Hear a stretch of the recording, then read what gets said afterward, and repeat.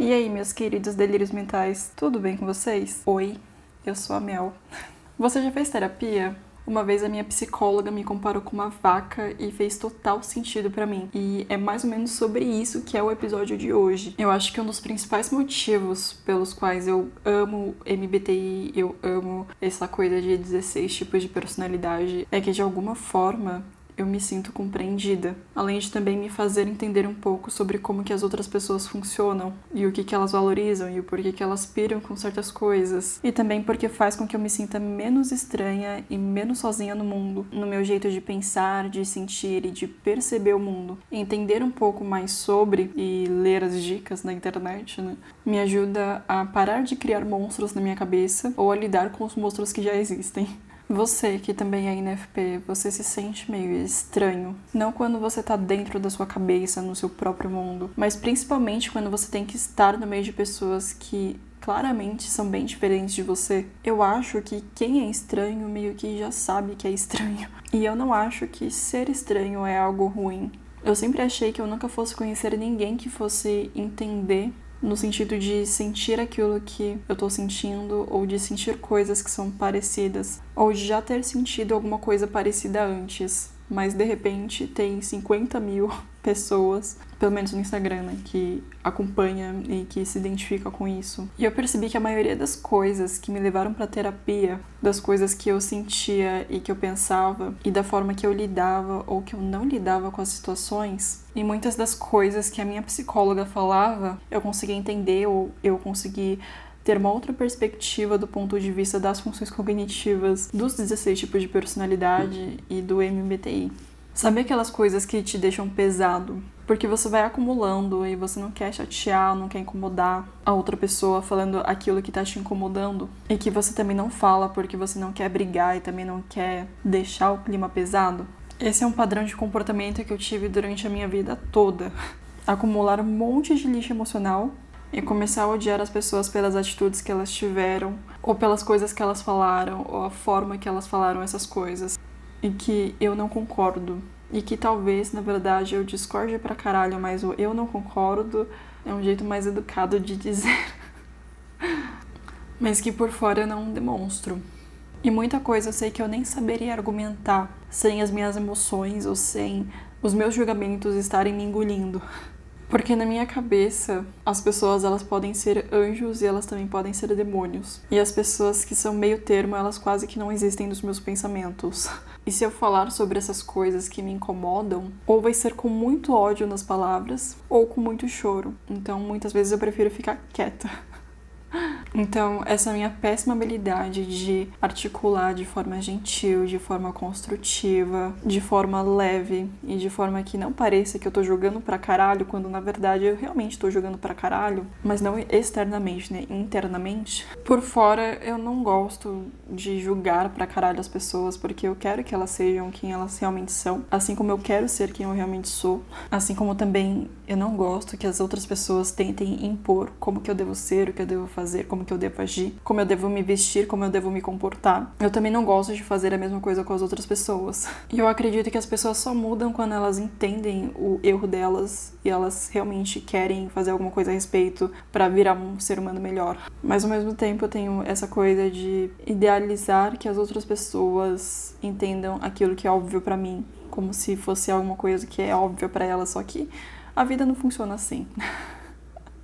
No fundo, eu só quero viver sem fazer mal para as outras pessoas. E só quero que as outras pessoas também vivam sem me fazer mal e sem fazer mal para as outras pessoas também. Só que essa coisa de fazer bem ou fazer mal, no INFP, é uma coisa muito pessoal. Cada INFP, né, cada pessoa que é INFP é um exemplo único do seu próprio tipo. E até entre os INFPs, essa coisa de saber profundamente aquilo que é certo ou que é errado, ou ter muito bem definido para si mesmo aquilo que é certo ou que é errado, o que é bom, o que é ruim, é muito pessoal. Porque muitas vezes se baseia em como que a gente gostaria de ser tratado e a gente tenta ser íntegro com isso o tempo todo. Mas enfim, ficar acumulando um monte de lixo emocional é horrível, porque uma hora isso explode. E às vezes não é nem na situação específica onde a gente começou a acumular esses lixos emocionais. Às vezes isso estoura depois, às vezes isso estoura bem pior do que poderia ser resolvido bem no começo. Antes de começar essa bola de neve que vai acumulando, acumulando, acumulando e depois quando a gente vai ver tá maior do que a gente. Mas é mais ou menos assim que eu funcionei a minha vida toda.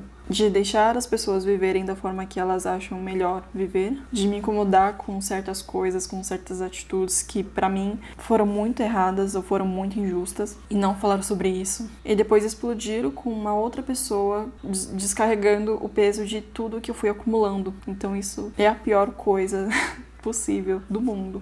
Mas as situações elas foram acontecendo e eu não consegui deixar passar e eu também não consegui seguir em frente. E foi por isso que minha psicóloga me comparou com uma vaca. Porque eu fico mastigando as situações e eu não consigo nem engolir e também não consigo botar pra fora. Não consigo cuspir. E nessas raras ocasiões em que eu saio de mim, em que eu explodo por ter acumulado demais, eu me sinto extremamente mal, porque são momentos em que eu saio de mim, que eu falo coisas que doem e que eu sei que machucam, e pior, com a intenção de machucar a outra pessoa que me machucou. E é foda admitir esse tipo de coisa.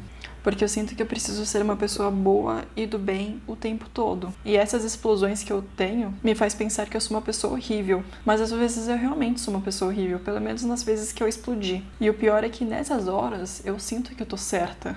E eu sinto que eu tô no meu direito e eu só quero que alguém concorde com isso. O que claramente não acontece, porque é como se as pessoas estivessem sempre apontando os meus erros, onde foi que eu errei para que tudo isso acontecesse comigo. E eu também fico procurando onde foi que eu errei para cair nesse tipo de situação. E por mais péssimas que estivessem sido as atitudes da outra pessoa, por mais que eu nunca fosse fazer o que ela fez comigo ou o que ela fez com as outras pessoas, eu fico remoendo isso. E eu fico me culpando e ao mesmo tempo eu fico tentando tirar esse meu sentimento de culpa, justificando o porquê que eu fiz o que eu fiz, porquê que eu agi da forma que eu agi, porquê que eu falei aquilo que eu falei, e sendo extremamente crítica com a pessoa que me tratou de uma forma que eu achei muito injusta. E essas explosões, elas acontecem bem raramente mesmo, porque eu nunca quero deixar a outra pessoa chateada.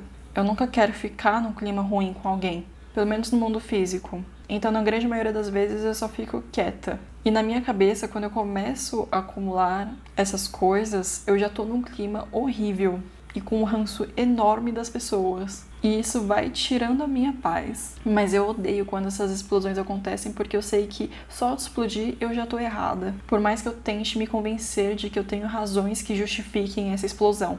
E é muito louco pensar nisso. Especialmente em situações com pessoas que pra mim foram muito difíceis de lidar. E hoje eu entendo que eu tenho uma péssima comunicação. Eu quase nunca divido como que eu tô me sentindo quando eu tô irritada com alguém. Porque eu não quero que essa pessoa se sinta mal. Embora eu queira que essa pessoa também melhore espontaneamente. Como se ela estivesse entendendo alguma coisa que na minha cabeça é óbvio. Sobre a forma de como que as pessoas deveriam tratar umas às outras. Mas que na realidade não é óbvio pra todo mundo. E meio que não dá pra ser assim. Na terapia eu sou uma vaca. E nas funções cognitivas de Jung, eu reprimi inconscientemente a minha função cognitiva inferior, que é a T, né? O pensamento extrovertido. E tu sabe o que é isso? Funções cognitivas é um nome muito feio, né? E também parece que é uma coisa super difícil de entender. E eu tive muita resistência em procurar saber o que realmente é. Porque essas palavras meio que parecem chatas, ou pelo menos soam muito chatas na minha cabeça. E também porque me lembrava de cálculo, de matemática, coisas assim que nunca fui boa amiga. Mas funções cognitivas basicamente explica o porquê e o como você faz aquilo que você faz. E o T inferior, o pensamento extrovertido, é uma função cognitiva dos INFPs, que é orientada à resolução de problemas e que leva em consideração as regras da sociedade, o que a sociedade pensa. E também é uma função mais voltada para a execução das coisas. Todas as funções cognitivas que são extrovertidas são mais voltadas para a ação. E essa função cognitiva em específico é como se você fosse resolver os problemas da sua vida real de uma forma mais lógica. Então, além da minha péssima habilidade de comunicar, apontando os fatos e de uma forma construtiva, como seria se eu tivesse a minha T inferior bem desenvolvida, e ao mesmo tempo empática, como poderia ser usando a função phi. Pera, você sabe o que é a função phi?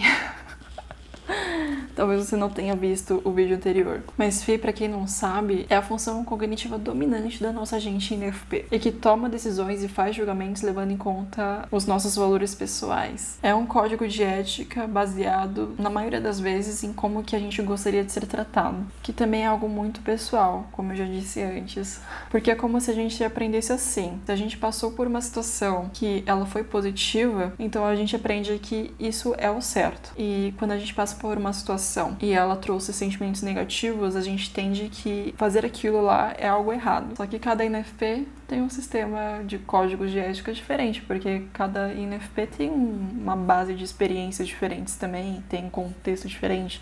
E é claro, tem as funções cognitivas que podem estar bem desenvolvidas, ou subdesenvolvidas, ou bem reprimidas. Então isso vai acabar diferenciando bastante como que a gente vai funcionar. Porque tudo isso passa por uma lente pessoal. E essa função também leva em conta os nossos sentimentos pessoais. Mas voltando, tem situações em que eu me senti tão irritada que eu não conseguia separar, desassociar o meu sentimento dos fatos que realmente me levaram a me sentir daquela forma naquela situação. E também a minha falta de autoestima, a minha baixa autoconfiança, o meu problema em estabelecer limites saudáveis para os outros e quase nunca também saber reconhecer quais são os meus próprios limites para que eu consiga estabelecer esses limites para as outras pessoas. Tirando tudo isso, que é algo mais pessoal, é algo meu, e que não são regras gerais para uma pessoa que é INFP, muita coisa é explicada pelo subdesenvolvimento ou pela supressão das minhas funções cognitivas. E que por usar muito a minha função cognitiva dominante e não conseguir resolver todos os problemas da vida com ela, eu acabei reprimindo muito a minha função cognitiva inferior. Não só inferior, como todas as outras. E ao reprimir essas outras funções cognitivas, eu acabei causando tudo isso para mim mesma. O processo de ruminar é sobre pensar demais em algo sem ter nenhum benefício disso. Como se você estivesse remoendo uma situação em looping e analisando ela e fazendo críticas inúteis. E a ruminação é uma coisa negativa, porque as pessoas elas normalmente não querem fazer isso, mas elas simplesmente também não conseguem evitar e também não conseguem ter nenhum resultado útil dessa ação. É basicamente como ser a vaca, que mastiga, mastiga, mastiga, não cospe e também não engole. E o processo de ruminar é diferente de refletir. Quando a gente reflete, a gente observa e analisa as coisas de forma imparcial e a gente consegue ter insights disso. Já a ruminação, ela parte do inconsciente, como uma forma de evitar o confronto, tanto com os sentimentos quanto com as emoções que são desagradáveis. E as pessoas ruminam quando se sentem mal, e elas tentam analisar a causa dos sentimentos, porque elas não conseguem lidar com esses sentimentos de forma direta. Isso em mim vem muito pesado com pensamentos assim, tipo, de onde que vem isso que eu tô sentindo? Como é que eu faço pra parar de sentir isso que eu tô sentindo? E isso meio que fica em looping na minha cabeça. E eu nunca consigo chegar a lugar nenhum. E a ruminação é exatamente isso. A ruminação é quando parece que tem certos sentimentos perseguindo você. E isso é um sinal de que você tá resistindo a esses sentimentos de forma inconsciente. É meio que uma ilusão de como se você estivesse lidando com isso, mas que na verdade você não está conseguindo chegar a lugar nenhum. E não é só o INFP que faz isso, não. A ruminação é uma atividade introvertida e todos os 16 tipos de personalidade têm funções cognitivas introvertidas, até mesmo os tipos que são extrovertidos. E a maneira como uma pessoa rumina depende das funções cognitivas que estão envolvidas e como que elas são mal utilizadas em reação à reatividade emocional inconsciente. Para todos os tipos, os sentimentos que são negativos precisam de um processamento e as emoções negativas precisam de uma forma de expressão saudável. E às vezes pode ser que seja suficiente você desabafar ou falar aquilo que está te incomodando, para que essas emoções possam passar ao invés de ficarem bloqueadas dentro de você. E as pessoas, elas resistem a sentimentos e a emoções negativas quando elas não conseguem aceitar a realidade. Mas ficar resistindo a essas emoções negativas nunca funciona, porque resistir alimenta ainda mais a energia naquilo que você está tentando resistir. Quanto mais energia você dá para uma coisa, mais poder você dá para essa coisa e mais tempo essa coisa dura, em vez de desaparecer. Então, ruminar é o oposto que a gente deve fazer quando a gente está se sentindo mal. Porque ruminar não leva a gente a ter uma clareza. E também não leva a gente a ter o fechamento da situação que é o necessário, que é o adequado, para que a gente consiga seguir em frente. E essa repressão inconsciente ou supressão de sentimentos e emoções podem facilmente se transformar em padrões negativos de comportamento.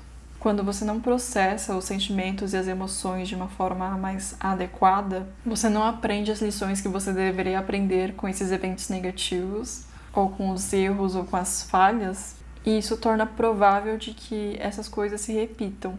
E sem ter esse encerramento adequado, os nossos sentimentos e as nossas emoções, elas não têm para onde ir. E o que pode acontecer a partir disso? Elas podem virar pontos de gatilho na gente. Creepy.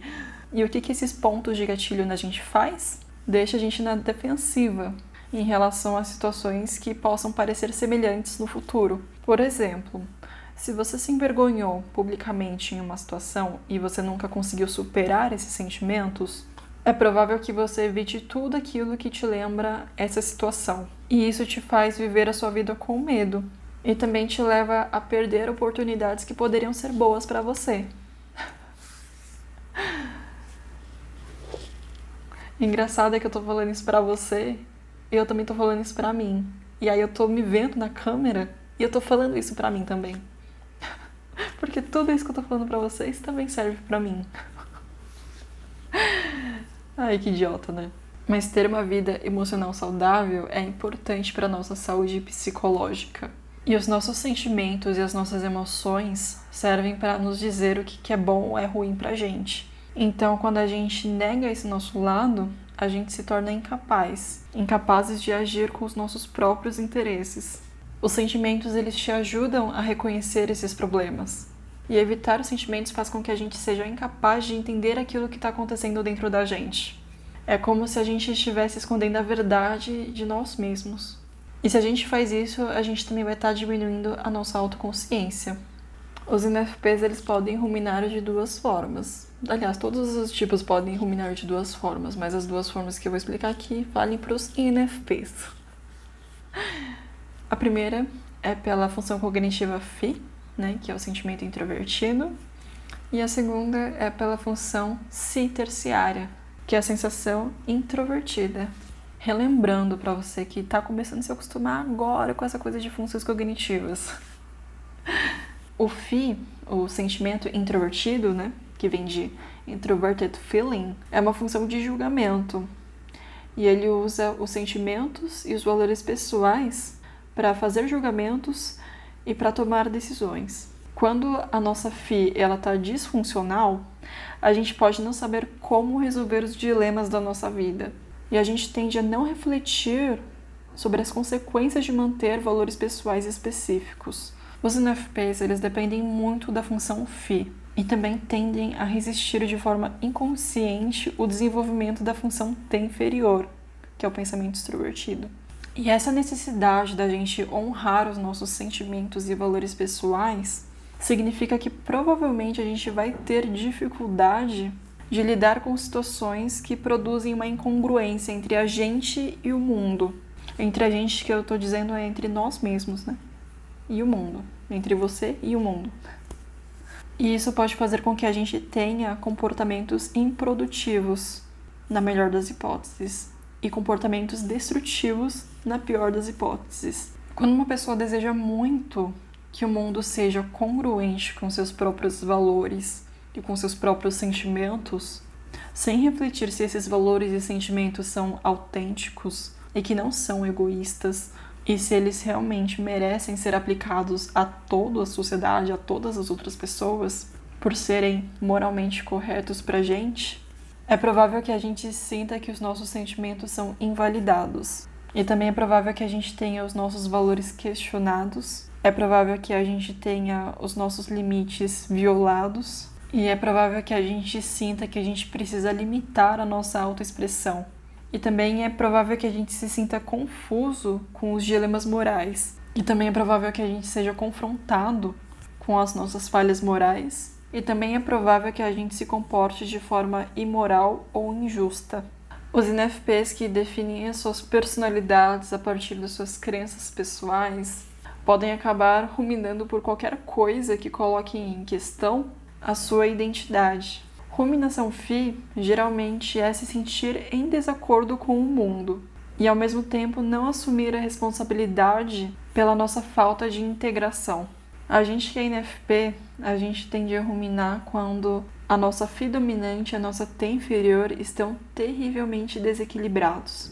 E isso produz na gente a sensação da gente querer se expressar plenamente, mas não ter ideia de como fazer isso, sem ficar com medo de ser invalidado. E isso pode levar a gente que é INFP a ficar amargurado, a ficar passivo, com uma sensação de desamparo ou com comportamentos destrutivos, que é o que chamamos de T-gripe. Um conselho que eu li sobre como lidar com isso é que todo mundo quer ser verdadeiro consigo mesmo enquanto está rodeado das expectativas da sociedade. E que não é saudável a gente viver nos extremos, entre ser quem nós somos a todo custo ou nos conformar a todo custo e nos anular 100%. E que um equilíbrio saudável fica em algum lugar no meio, que é onde a gente pode aprender a ser a melhor versão de nós mesmos e usar o que a gente tem de melhor para contribuir com o mundo. E muitas vezes não dá para você saber tudo aquilo que você pode ser de melhor, a menos que você se abra para o mundo, enfrente desafios e aprenda com eles. Porque é fácil acreditar nas mentiras quando a gente não se abre para novos desafios. E que se o que você acredita é verdadeiro e é digno, então isso deve ser capaz de resistir a análises, a observações e a julgamentos que sejam justos. E os INFPs, eles também podem ruminar pela função C, que é uma função de percepção, que reúne informações e que filtra detalhes sensoriais por meio das nossas experiências passadas. E a disfunção da função cognitiva C pode acabar resultando numa má interpretação do que o seu passado significa para o seu futuro.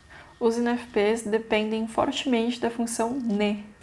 Então, a gente meio que tende a resistir inconscientemente ao desenvolvimento da função C.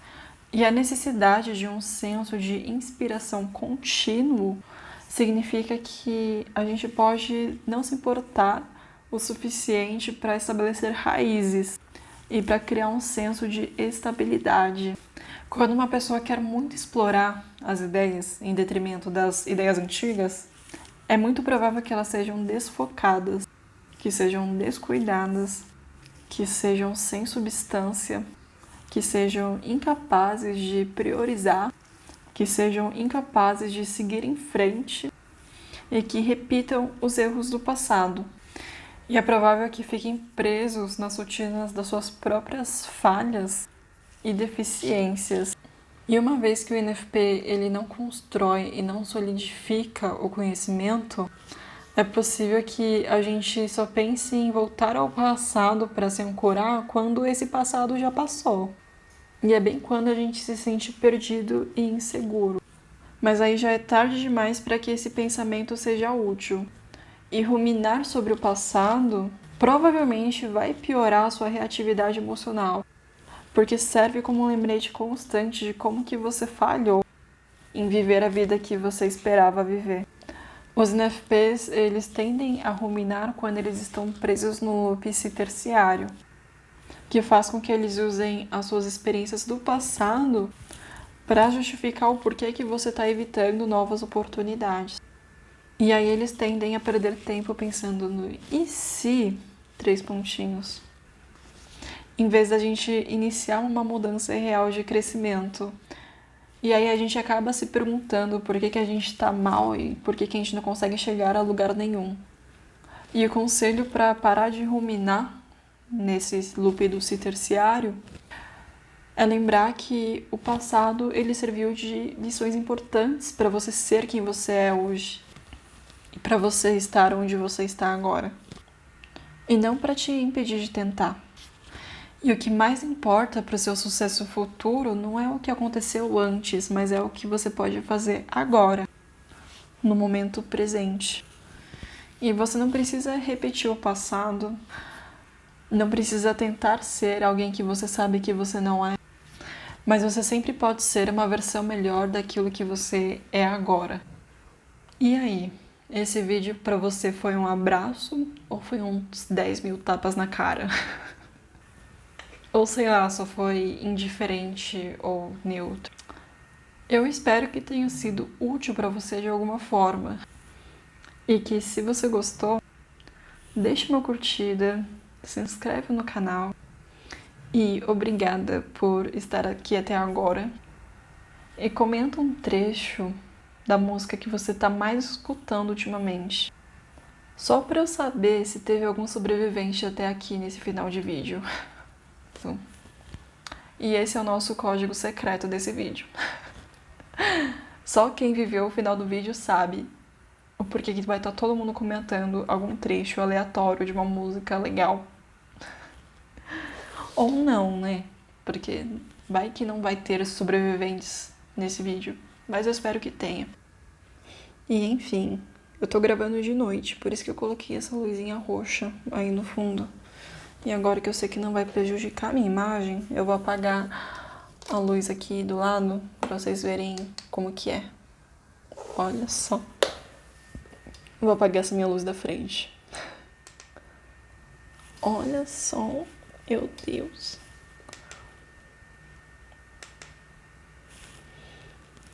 Nossa, bem mais bonito, né?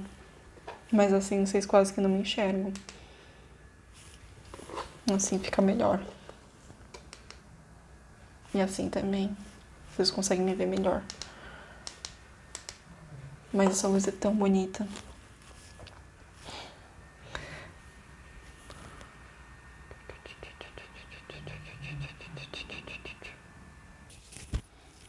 E fui. E vou me despedir de vocês com um ASMR.